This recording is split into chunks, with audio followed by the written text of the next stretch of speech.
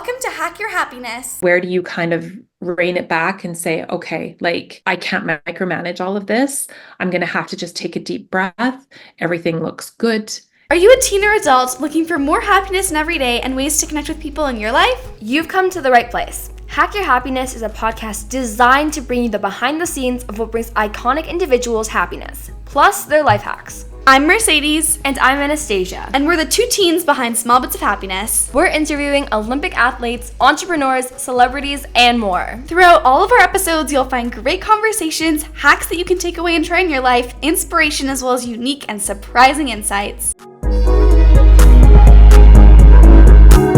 Today, we're speaking with Jodi Willoughby, co-founder of Crave Cupcakes. Jodi, along with her sister Carolyne, opened their first flagship location in Calgary, Alberta in 2004. They now have 6 locations throughout Canada with a team of over 100 people. Jodi and Carolyne were also featured on Avenue Magazine's Top 40 Under 40 list. And above all, they always focus on offering the best quality of cupcakes. Jodi and Carolyne's background is rooted at their farm in High River, Alberta. During her childhood, Jodi spent her days working alongside her dad, primarily tending to cattle and horses. Although her natural inclination leaned towards outdoor farm work, her mom and sister instilled in her a love for home baking. Following her formative years, Jodi pursued a higher education at the University of Calgary. There, she earned a bachelor in community rehabilitation. She started her career as a clinical director at a high-risk preschool, and then teamed up with Carolyne in 2004 to establish Crave.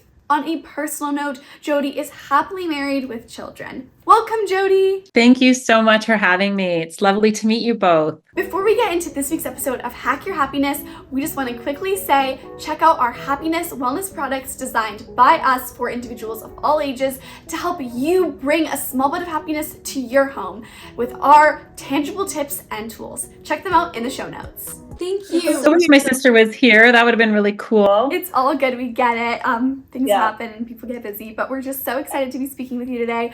The two of us are some of Crave's, we're huge fans. We have a cake that we eat, I'd say, probably every 3 days. We keep it in the fridge or the freezer, and it's just our favorite. It always brings us a small bit of happiness. When you're in the midweek slump, it just lifts you right out. Totally. If you're ever in Calgary, anybody who's listening, go to Crave. Exactly. Best cookies, cupcakes, we love cakes. 100% recommend. Exactly. So you are a very successful entrepreneur who has built an incredibly delicious cupcake empire. But take us back to the beginning. How did your journey begin, and have you always been passionate? That's, Carolyne and I love telling our stories. So basically, we grew up on a family farm, like you mentioned, outside of High River, and we grew up with a family of amazing bakers. My mom, grandmothers, aunts, they were all great bakers. And so baking from scratch was all we knew.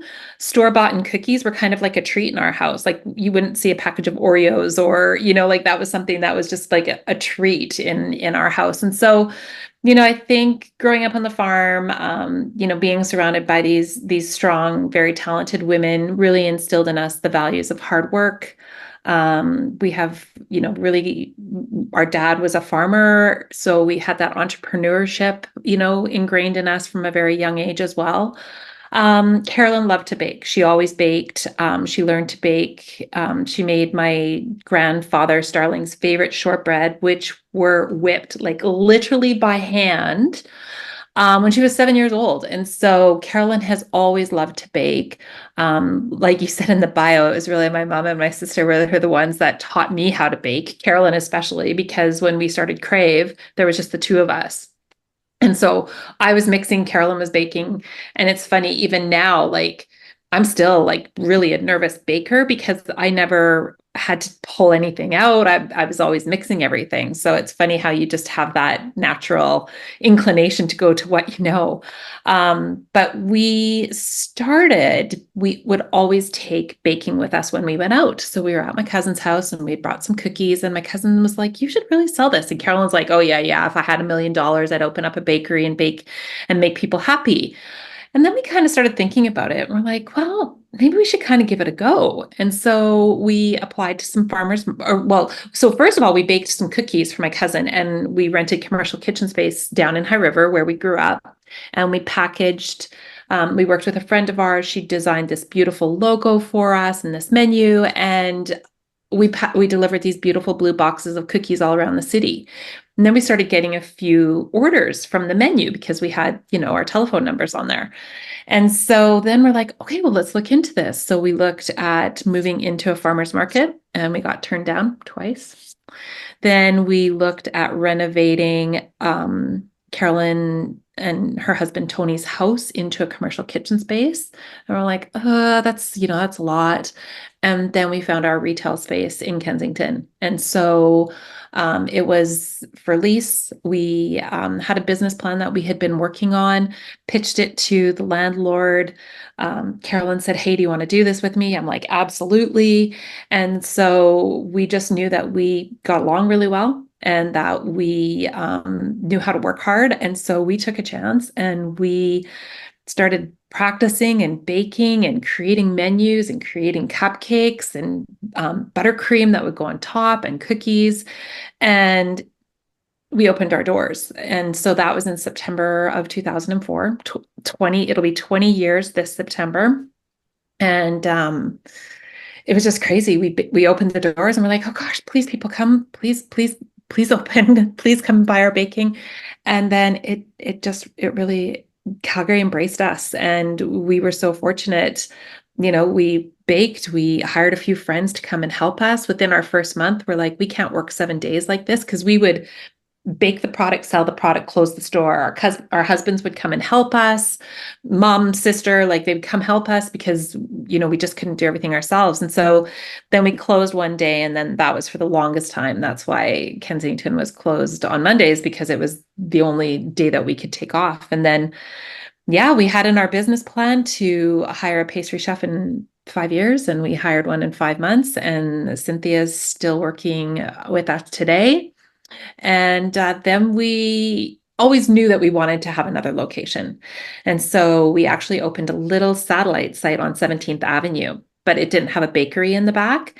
And so we closed that after 5 years because it wasn't the concept we wanted to move forward with. But then we built Willow Park, Aspen, Crowfoot, Edmonton, Saskatoon. And just over the past few years, we built a headquarters and production bakery. So that's kind of 20 years in a really... That is amazing. I love how you took a chance and took something that you really, really love. I mean, wow.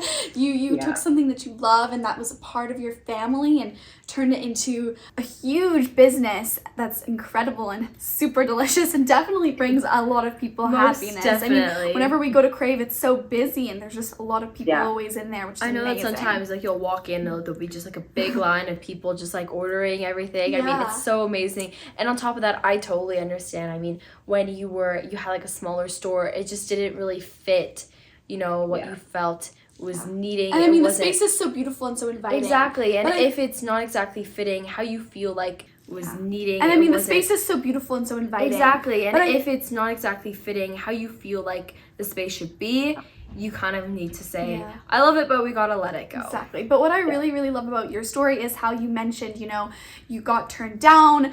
This space wasn't working. It wasn't working to renovate it into your sister's house, but you kept on going, which I think is so important because oftentimes we might be like, it's not working out, it's not meant to happen, I should just stop and give up. But there's always, I think there's a barrier to be overcome, but you can overcome it in almost every case. And so I really love and admire that. And I think that's so inspiring. Definitely. I mean, your journey has been so inspiring, but it also sounds like there were some rough patches and a little bit difficult.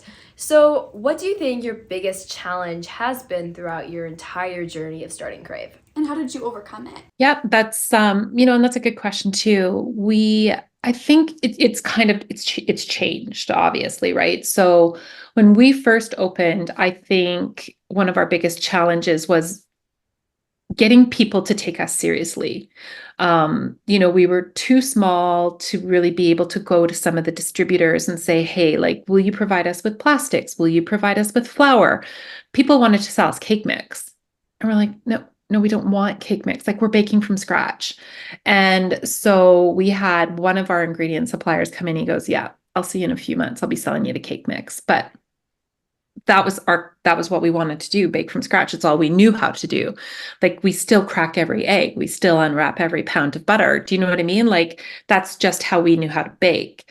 And so that was a challenge for quite a few years for people to take us seriously. And then, as we progressed and then we started opening stores, I think, a big challenge for us once we got to the last store that we built was Saskatoon, and stepping outside of our own city, out of our own province.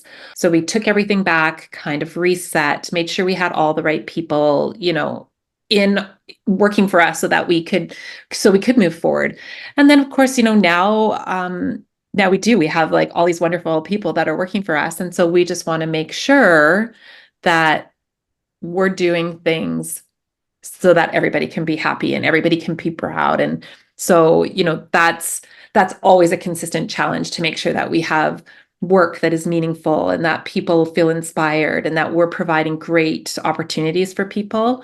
So it just kind of changes. But I think with those challenges, it just makes you better, and it makes you more confident, and it makes you be able to make the decisions that you're like, yeah, we got this. We know how to do this. Exactly. It's kind of like that whole grow through what you go through. There's always going to be an obstacle, but at the end of the day, it so much comes down to the people that you're with. And I think being taken seriously is such a major thing for so many people, whether it's, being a teenager and having your own business, or maybe you want to prove yourself in like an art, or, I feel like there's so much like oversaturation of content and of people these days. Like, if you want to prove yourself, you're really gonna have to work hard, but it's worthwhile, so definitely don't give up. I think even to social media, a lot of teenagers want to be an influencer, or they want to post and share their lifestyle online, but again, there's so much on there. You really have to always be proving yourself. And so I think that's a real issue, but it's really incredible how if you keep on going, and if you keep going past where people would usually give up, you can really, really make it. You just have to believe in yourself and in your team and in the product or service. Definitely. And I think also what I've definitely taken from it is that, like Mercedes said, just constantly working hard, but also, in this world, there are so many huge corporations. Like, there's, for example, if you want to be like an influencer, there's so many big influencers. Or there's like huge so many big baking companies. Like you mentioned, Oreo. Yeah, there's all these huge companies in the world that sometimes it can seem overwhelming when you're first starting out, because you just can't see how you're ever measure up to them. But what's really important is to know is that just by keeping going, one day you could probably reach the same amount of success they've reached, but the problem is they've been at it for longer, and they didn't just give up when challenges came their way. Exactly. So I really love how, you guys didn't give up, and now there's this incredible, inspiring story to hear and to share. So we've talked about some of the challenges that came with building Crave, but what's one thing in this business that really fuels you and brings you a lot of happiness? Yeah, I really, really like this question. Well done, ladies. I think for me, it's about building the relationships. That's why we started Crave, was to just give really great baking to as many people as possible. And now we have these great relationships with our employees. We have, we strive to create really supportive, creative, and exciting work environments where people are happy to come to work. That's really important to me, that, that you come to work, you spend so much time there, that you're happy. So, I think that's one of the things that derives happiness for me, that I walk into a store and I do see employees that are smiling, that are happy, that are talking, that are proud of the work that they are creating, right? They're proud to show us their cake. They're proud to share creative cupcake flavors with Carolyne and I. So if I had to pick one, I would say it's creating those relationships and the relationship with our customers. Like, I love hearing stories like how you guys are sharing your stories with me about how, it's our happy cake. It makes us happy. And I love hearing when people say, oh my gosh, I love Crave. It's been at every one of our birthdays, or they share like that it was at their wedding, or, they used it as an engagement cupcake. Like, there's just so many beautiful things that I love. So it's definitely the relationships. Definitely. I think relationships, a lot of times people think, oh, I want to do this so I can get money, or like I want to do this so I can be successful. But I think in the end, what we do is really so important because of the people that surround us. It's so hard to feel happy when all you have is money around you. But if you also, I mean, totally money is great, but if you also are surrounded by amazing people who love and support you and are excited to be there every single day, I feel like it's so much more powerful. It's and you also feel so much knowing happier. that you can help those people feel happier, like knowing that you're providing them with the opportunity to, you know, do what they love as well and put their creativity and passion into their work. And I think that we can apply that into our own lives because, you know, relationships and socializing, they bring us so much happiness and can really fuel us. I think, you know, being supportive to others is something that we can all strive to do, and encouraging our friends and our family in their goals, or helping others out in like even small ways, like holding the door for someone, or, you know, tidying up a space. Like, it's just those tiny little things that all kind of come together to fuel us overall. Definitely. Yeah. So Well, a lot of hard work, attention to detail, and great effort is so evident in the amazing quality and brand of your baked goods, your customer service, your interior design, your packaging, and more. So this is so similar in many aspects of life. So when you take time to pay attention to the details and focus on the nitty-gritty things and put so much energy into a project or goal, we get a higher quality of results. So how do you maintain a high quality work ethic and environment on a daily basis? About baking. Work ethic and environment on a daily basis. yeah, you know, I think quality has always been like one of the utmost important things to us. Creating a product that is part of people's special moments, big and small, from marriage proposals, first birthdays to 101st plus birthdays, and then everyday moments for people for themselves. Baking with quality and producing quality baking is what drives every single person who works for us. And, you know, honestly, we started by using quality ingredients. So we use real butter and real eggs and, you know, good quality cocoa powder. And so for us, the quality had to be where we started, and then that consistency, right? So because when we started to grow, we had to make sure that the same cupcake that you were used to at your local Crave would be the same one that you would refer somebody in Edmonton to. So for us, it was all about the quality of, you know, the baking that we produce, and then the quality of the people that, you know, we hire. So, you know, we always say Crave is about product and people. And so quality is one of the most important things to us. And so it's the quality of people that we hire. It's the quality of ingredients that go into our baking. And it's making sure that, you know, everything we do is the best that we've ever had. I think that's totally. There's really something to be said to surrounding yourself with everything to kind of elevate yourself. And that could be same with Crave, like the quality of ingredients and the staff and the whole like kind of persona of Crave, of like these high quality, beautiful baked goods, and maintaining that and implementing that into every product, I think can be taken into a lot of aspects of our lives. You know, if you want to be the best possible, say, artist, use the best quality paints, maybe save up your allowance or ask for it for a holiday gift. You know, surround yourself with people who share your interest or your passion. Same with sports, you know, try out the best equipment, maybe go and find a really great gym, or surround yourself with people who will elevate you and motivate you. And so I think that quality can really apply to the people that we're surrounded with, as well as, you know, the food we eat, what we do with our spare time, how we treat and love ourselves.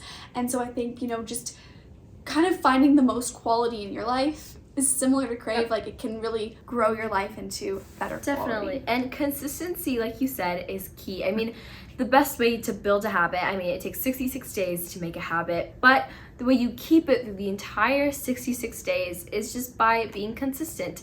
And I think it's just so important also when you're growing, by not saying, oh, you know, it's becoming so much more work. How can we cut some corners? How can we spend a little bit less time here and more time here into growing and building, instead of, oh, this is what we put into our product and these are the people who make them.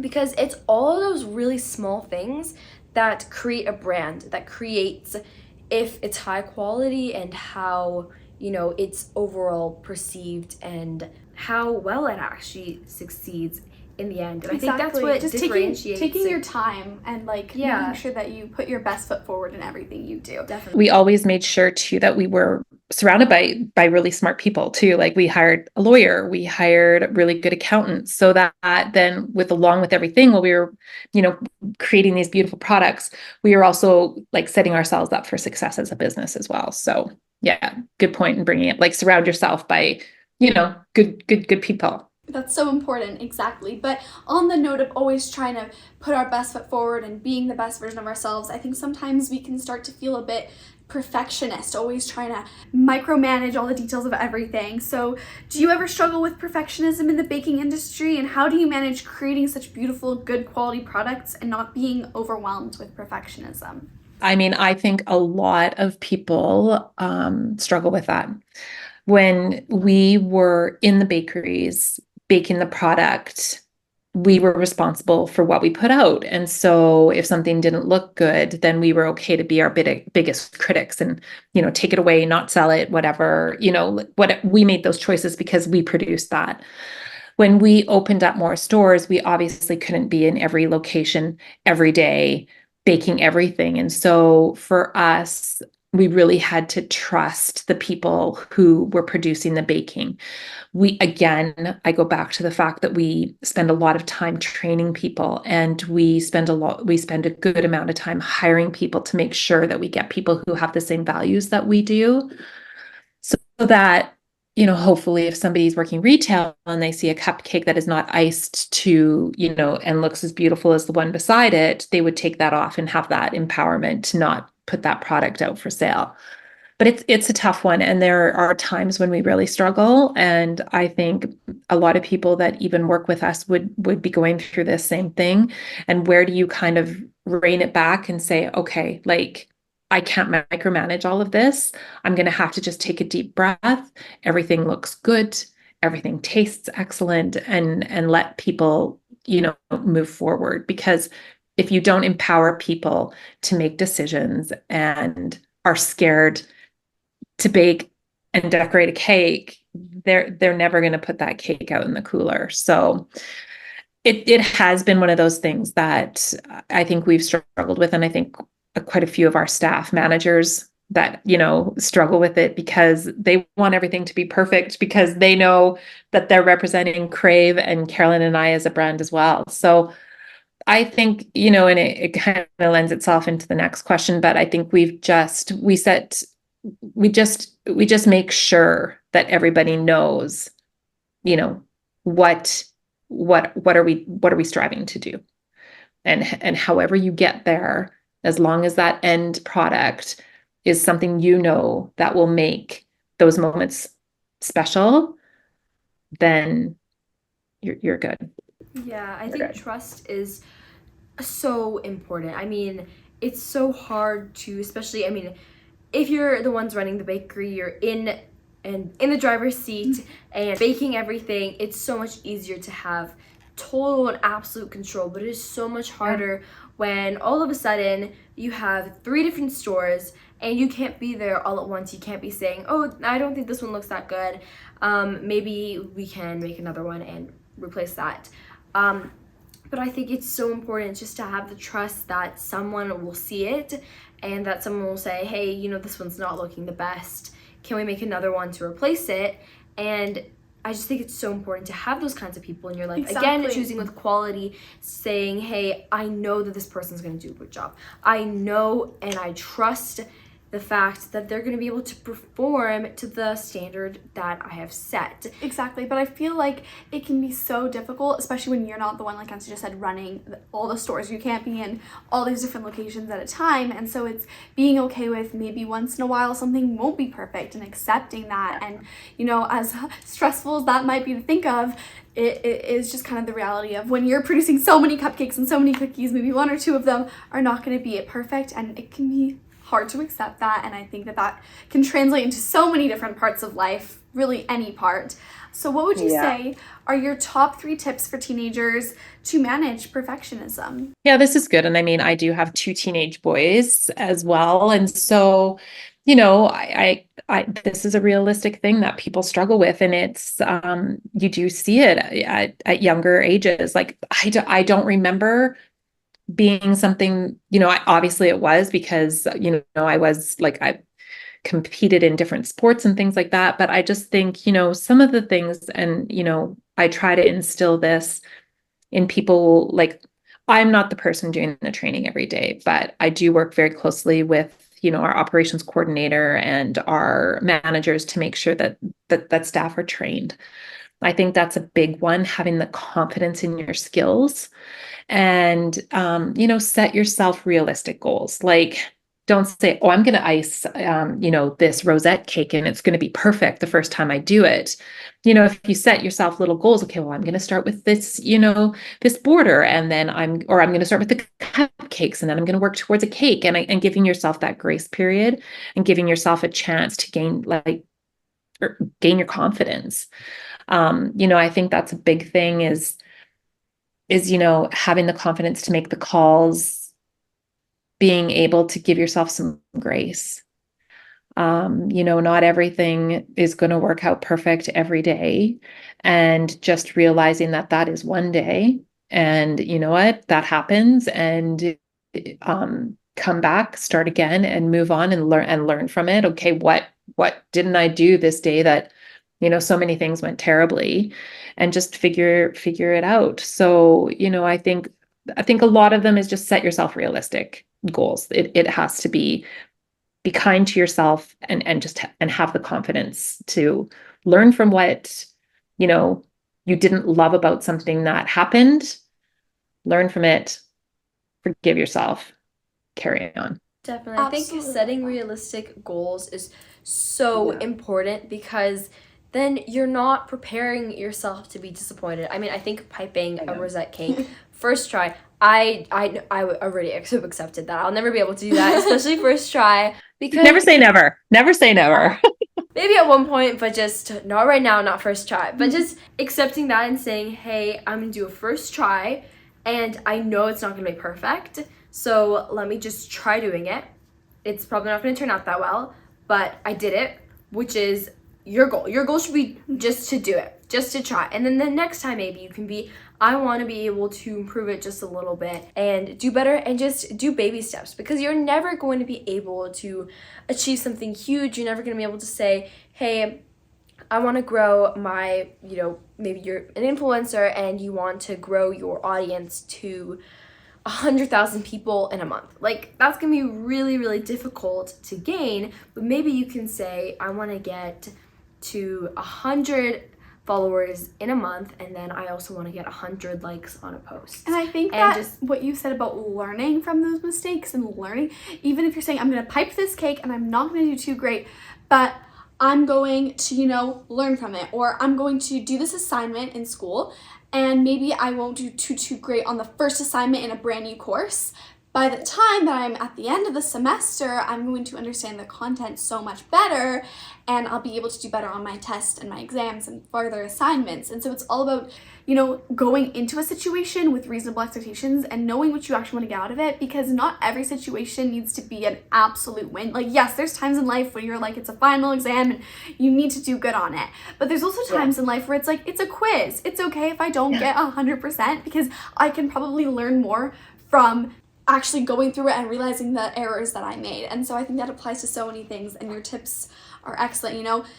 Being confident in your skills, because confidence, when you're confident going into a situation, it does boost your abilities as well. You just got to believe in yourself, as well as setting those reasonable expectations and being kind to yourself and giving yourself grace. I think that one's so underrated. I mean, grace is so important, because how are you supposed to learn and move forward if you can't get past or accept the fact that you made a mistake? Because mistakes are human. We're all human, no matter how old you are, how experienced you are, no matter how many rosette cakes you've piped, you're still going to be making mistakes. Exactly. So I know that running a bakery must be super stressful. There must be so many challenges, so many ups and downs, like you said. So for many teens, running a bakery seems like an idyllic job. But what are some of the challenges that you experience, and what are some of your ways that you overcome these? It's really interesting, because I think, there's a lot of really cool baking shows on right now. And I think that's where a lot of this has come from, because you see these people and they're like creating these majestic things, and everything just seems to work. And you're like, oh, okay, that's lovely. And, I think one of the biggest things for us is that you have to have passion. You have to have that grit and you have to have that ability to work hard. And it doesn't matter whether it's a bakery or another business, there are hard days. And, we've talked a lot about this, like, how do you keep going? How do you kind of pick yourself back up and carry on? We call them cupcake days. Carolyne and I very often will be like, I think it's a cupcake day. So we have a cupcake to remind ourselves why we do what we do. And we're like, dang, this is a good cupcake. And my sister is like, it is totally worth eating. Okay, we're back. We're in it.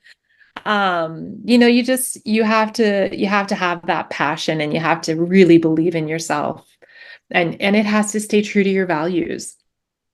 I think that's really a lot of why Crave is successful, because everything that we do is a true reflection of who Carolyne and I are, who the people that work alongside us are, right? We are all striving towards the same thing. We all want to, at the end of the day, turn out beautiful baked cakes, cookies, cupcakes, pies, loaves, squares at Christmas time that everybody is proud to take home and share with their loved ones. And so it's hard, and it's hard work, and you gotta have that ability to work hard, be able to kind of like give yourself, learn from your mistakes, and have the passion to carry on. I really, really, really think there's something so deep to what you just said about, how you have to have passion, but also I think a lot of times we have a goal. We're like, I want to get 100 on my test, or I want to make a bakery and sell all these different types of delicious baked goods, or I want to, get a 3-pointer in my basketball game. But I think having like a deeper goal to that, like whether that is, bringing somebody happiness when they bring a cake home to their loved ones, or maybe it's their child's first birthday and this is their cake, or maybe it's, when you're doing sports, it's, that teamwork and bringing everyone together, or learning about a subject that you're really passionate about and interested in at school. Having something deeper than just a number or just an idea is really what's going to help drive you. So if you're listening to this and you're like, you have a goal, but you don't know how to really find that passion, finding a deeper concept like within the goal, I think truly helps motivate you, as well as if you have a team or like a friend who's with you in it. It's really, that helps drive everybody. Right? Love what you do. That is so amazing, and I totally agree with that. I mean, sometimes finding something that's bigger than ourselves is so much better to motivate ourselves, because sometimes just saying, oh, I really want to get a 3-pointer can be a little less motivating than saying, I want to inspire my team and show them how hard I've worked on achieving this goal and prove to them that I'm a part of this team. And like bring them all together. Totally. I think there's something to that as well. Like with Crave, you have a whole beautiful community of people working together, and it's so inspiring and just daily motivation. Totally. And one thing that I love about Crave is the mass variety of flavors and like the specialized flavors, whether it's Shirley Temple or carrot cake or Black Forest. There's so many fun flavors. So how do you get creative and come up with all these incredible different cupcake flavors and cake flavors to keep your customers excited and recurring during the holidays? So it is definitely a team. It is definitely a collaboration. We have so many creative, talented people that work for us. And everyone has so many flavor ideas, decorating ideas. And so, we'll kind of start at the beginning of the year, and we have, kind of a smaller team. There's not very many of us that kind of try to keep everything rolling.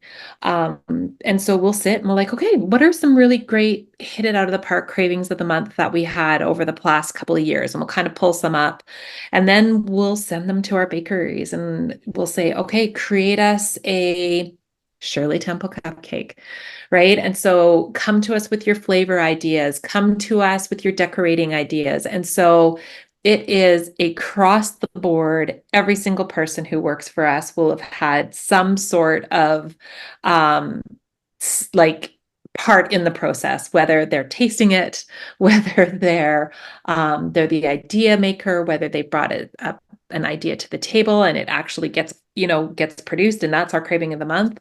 It's a team approach, and then it will come So ideas come, we're like, okay, yeah, let's try this one, like cinnamon bun. That was one that we just went through and came out of Kensington. And so one of our bakers there, she's like, okay, I want to do cinnamon bun. And so she created it, she baked it, she sent it to us. We try it. We like, because they'll send us like 3 or 4. So they'll send us, like cinnamon bun with cream cheese. They'll send a cinnamon bun with vanilla. They'll send it with maple drizzle. Like they'll send all these different ones. We're like, okay, we like these 2 best. Maybe you try this and this. They'll bake it again. They'll send it back to us. Some cupcakes, like our carrot cupcake, went through, I can't even tell you how many reiterations until we're like, okay, this is the best carrot cupcake we've ever tasted. Pumpkin pie, I still to this date cannot eat pumpkin pie because we made so many pumpkin pies. We honestly just always strive to create things that are the best we've ever tasted. And sometimes, not everyone will be like, yeah, I think this is great. But if we get majority rules, there's some flavors that Carol and I are like, that is not my flavor palette. But you know what? Let's put it out there and see what happens. You know what? We're not the only people making these decisions. And if people think that these taste great, let's do it. So it's definitely, it's the whole team. Every single one that works for us. I love it. I love the different cravings of the month. I think that's so innovative. God, and so they're fun. so fun to like go on your I go on your website. I actually just went yesterday. I was like, what's the craving of this month? Because I just love going on the Crave website. But what I think is really cool is how you said iterating it as many times as needed until it's really, really what you like want it to be. And I think that is something that we should all strive for. If you don't think something is good enough, don't just like kind of wave it aside and say, oh, like it's fine. Like I think that if you give something your all, you will get the benefit of it. If you practice more than other people, you'll do better at a sport. If you work harder on like a book report, you'll probably get a better grade than others. Like it's all about putting in that effort that sets you apart from others and can make you more successful, as well as I think the more you put into something, the more you care about it as well. So you kind of get that little emotional connection and you're like, oh, I'm so happy other people are enjoying my cupcake flavor of the month because we put so much into it. So and I love how you involve everyone, because I feel like it's so easy in big corporations and chains to feel like you're just another person and that's dispensable, and feel like what you do doesn't really matter.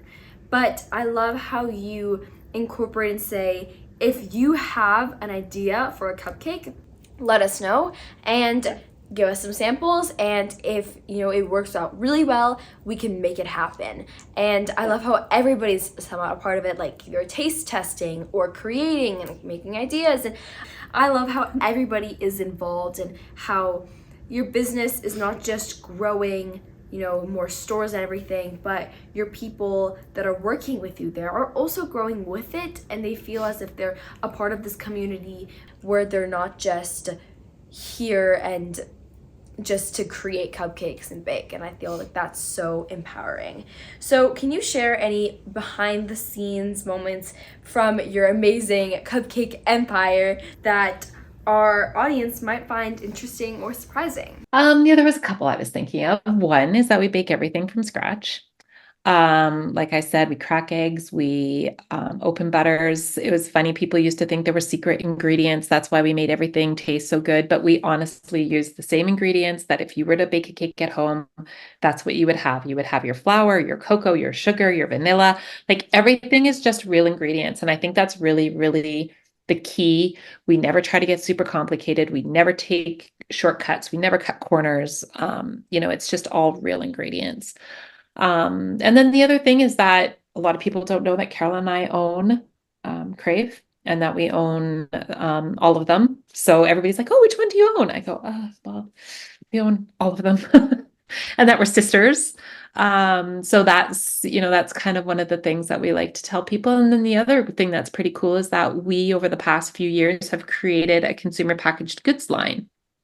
So I don't know if you've seen it, but we have bake at home products. So we have our red velvet, vanilla, and chocolate cake. We have them in gluten-free. We have buttercream in the freezer and pre-portioned cookie dough that you can get at your grocery stores. And so it was so funny. I was talking to one of our longtime employees, Kendra, today. We were driving together. We had a meeting offsite, and so we were driving together. And she said, "I just can't believe how easy it was.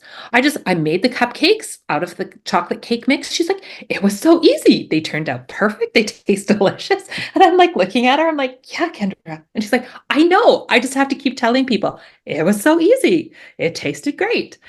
So, it's really important to us that everybody has access to just really great cake, like you can do it. You can buy that cake mix. We sell them at the stores as well, and you can bake a cake at home. We've had those, I like know. the cupcakes, we made them with our friends in the summer, and it's so fun to, of course, go and get the whole Crave experience, but sometimes you just really need a cake, and to have them, like, have it in your freezer and just pull it out, make some cookies whenever you really, really need it. You never know when you're gonna need Exactly. that. And And when that cupcake day comes, you need to be ready. And I think that's so cool how, it's you and your sister's business. We obviously knew that as we were, learning all about Crave, but I think that's so inspiring and so cool. And I love that story, as well as all the quality, the good ingredients, no, fake I secret find ingredients. it so shocking about how all of the ingredients that you could use at home were actually used in Crave, because those cupcakes turn out so delicious. I think we may have to make some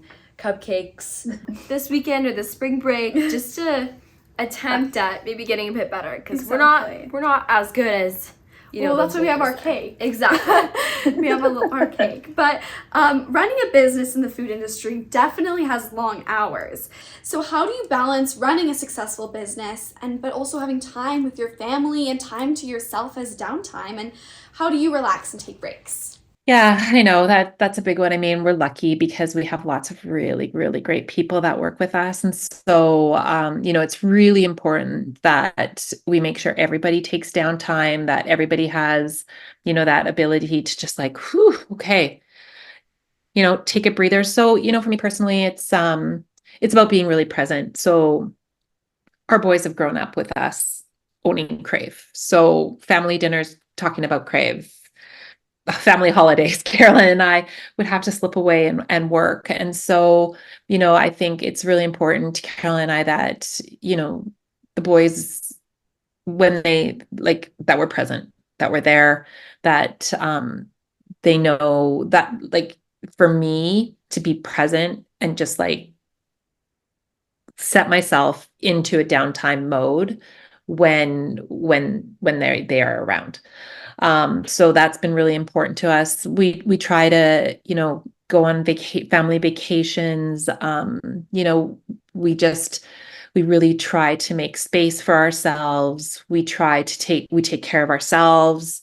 It's really strong. It's really important to like take care of yourself mentally, physically, give yourself a little bit of a chance to like enjoy your time. And so, we work really, really hard. And so to be able to take a little bit of time and spend it with our families, we love having we don't come from a big family, but in-laws, Carolyn's in-laws, our other sister Antoinette, it's really important when we have family time. We love cooking together. We love having everybody in our homes together. And so for us, it's just making those times really memorable, serving really great food, really nice wine, like the whole thing, so that the whole experience for everybody is just really great. And then it just naturally comes that you just kind of can feel yourself going, okay, I'm like relaxing, I'm settling in, and I'm just really enjoying my time with the people that I love. Just doing something totally separate from school, from work, from all of that, and then just being present in the moment,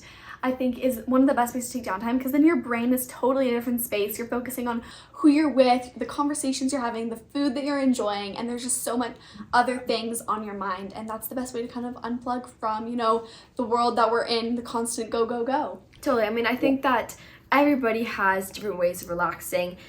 For example, I know that we love spending time with our family. We have family dinners most nights, and it's just so amazing to be able to, sit all together. I think family dinners are there's been research done that people are so much happier when just sitting down with their family for dinner Yeah. and being able to have an amazing conversation, as well as how amazing good food is. I mean, it can, I know I look forward to dinner every day. I keep seeing all these things on my social media where they're talking about how they can't wait for dinner, and I'm like, I always send them to Mercedes because I'm like, we're always waiting for dinner It's because true. dinner is Dinner always so fun. But what would you say is one piece of advice that you wish you could give to your teenage self? Oh, that was such a good question. I think not to be so hard on myself. Trust myself. I think, we are innately born with such good intuition, right? Like that is something that I think is innately born into ourselves. Trust yourself, embrace your failures, and, learn from your mistakes. It helps contribute to your personal development and success, really. And again, I'm really, instilling that in my kids. And don't be afraid to try stuff. Don't be afraid. You've got this. You are hardwired to do really hard things. And so go out there and just try. I love that so much. I think that's so empowering because I know that we're all so hard on ourselves. I mean, so easy to say I got like a 80 on a test and I should have gotten a 90, and I worked really hard. I studied really hard. What did I do to screw up there? And in reality, sometimes that's gonna happen. Sometimes we're studying really, really hard and we're just not doing that well. And that's bound to happen because our lives and we cannot be perfect. But just being able to relax, take a step back and say, this is just one test. And yeah, it might bring my average down a little bit, but I can also fix it on our next test. And just being okay with making mistakes, like you said earlier. Which And also, I always like to think, will I think about this in 5 weeks, Definitely. 5 months, or 5 years? And if you won't care about it 5 years from now even, why would you worry about it now? Because in retrospect, in like the grand scheme of things, 5 years is not that much time. And so to be worrying about something so intensely now, just especially if it already happened, like I get preparing for something, but after it's already happened and you're worried about the results or the outcomes, there's no point. It's already done. So will you worry about it 5 weeks, 5 months, from years from now? Is something I always ask myself to kind of ground myself and realize it's not that big of a deal. Yeah. What brings you a small bit of happiness every day? So do you do something daily that makes you a little bit happy? I really love spending time with people. So I love surrounding myself with amazing people at work. I love spending time with my family.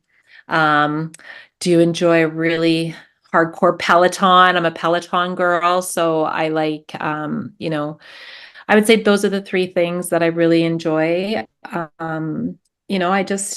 enjoy good relationships, good friends, making time for them, good people at work, my family.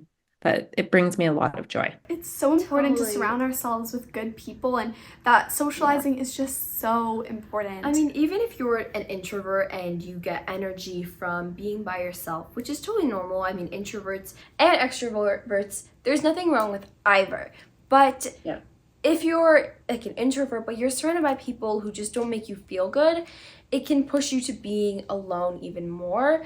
As humans, we're going to need social interaction from people, no matter where you get your energy from. Exactly. I think it's so important to have those good people that you know that you can go to spend time with, and that will boost your mood. And calling them or being with them, maybe going to grab coffee or going for a walk, anything like that is just such a beautiful part of a daily routine. Even a quick text, right? Like a quick text saying, thanks for spending the afternoon with me. Like I just, relationships are hugely important to me, and I'm lucky because I have really, really great people in my life.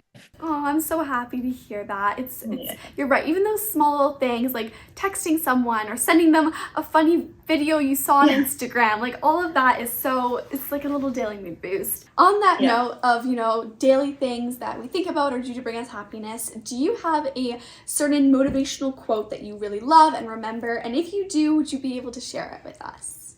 This was a good one. You girls made me think a little bit. And so I, of course, have a Pinterest board. I don't know if that's still cool or not. But so I went back and looked about something that really resonated with me. And so the one that I picked out, it said, laugh when you can, apologize when you should, and let go of what you can't change. I love that so much. And first of all, I just want to say Pinterest is definitely still Definitely. cool. I love Pinterest so much.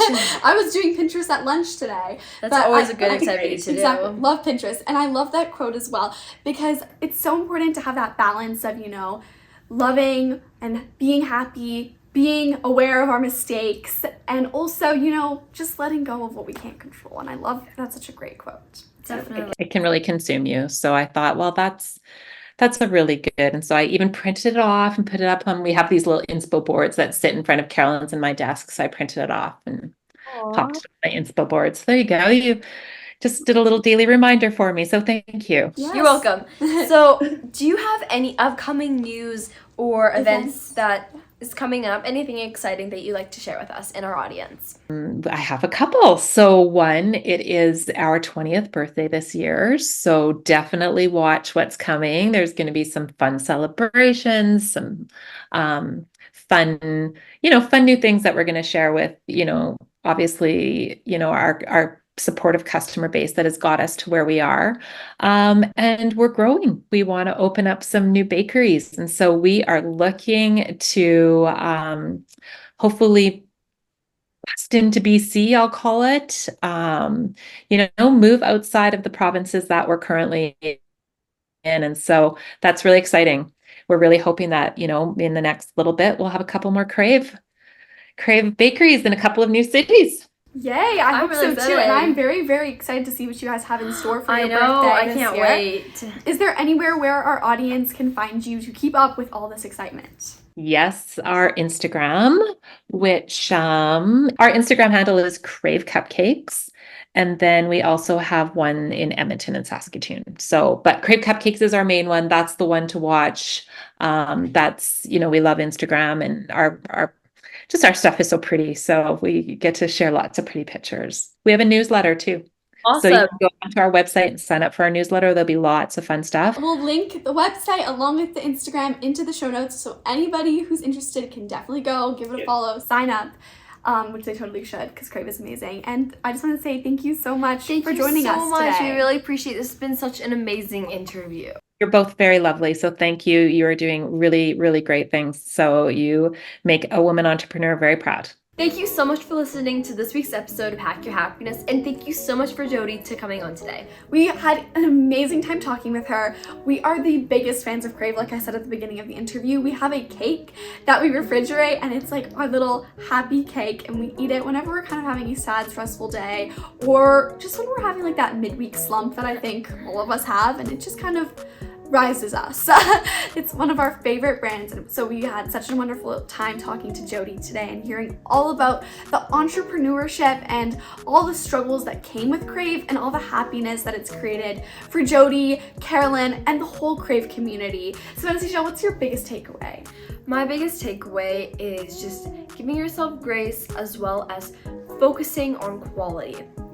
Jodi really has found so much success in focusing on making sure that her work is as best as it can be. And yes, that might take a little bit of an extra stretch, a little bit more work, but in the end, quality is always worth it. I mean, maybe you're not starting a cupcake business, but maybe, again, with the 3-pointer example, you're trying to master that and just maybe spending 10 minutes longer after practice.